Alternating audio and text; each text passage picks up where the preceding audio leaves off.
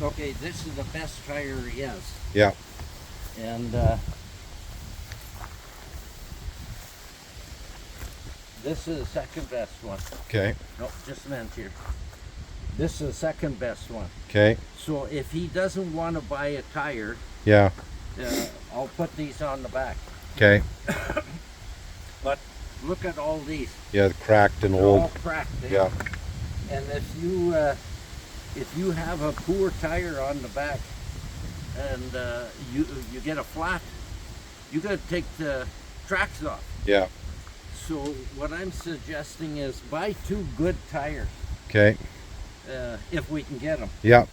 and high pressure tubes. Okay. What about that different tire that's supposed to go on the back of the Bombardier tire, like that one with that? That's complete. Yeah. Yeah, but that thing is really expensive.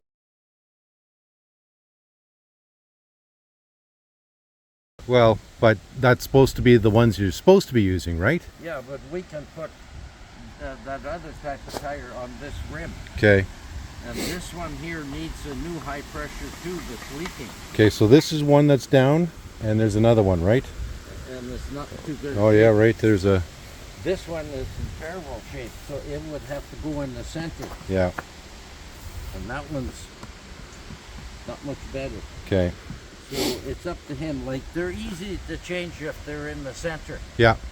But if they're behind the sprocket, or worse yet, the back tire, Yeah. if it goes flat. Okay, so we're gonna send this to the customer, and we're going to let them know. Water's in the rims right now because we just had a rainstorm. Just wash the bowl. Yeah. Wash the grease out. Okay. I'm waiting for bearings and seals. Yeah. Otherwise, we have these on. Okay.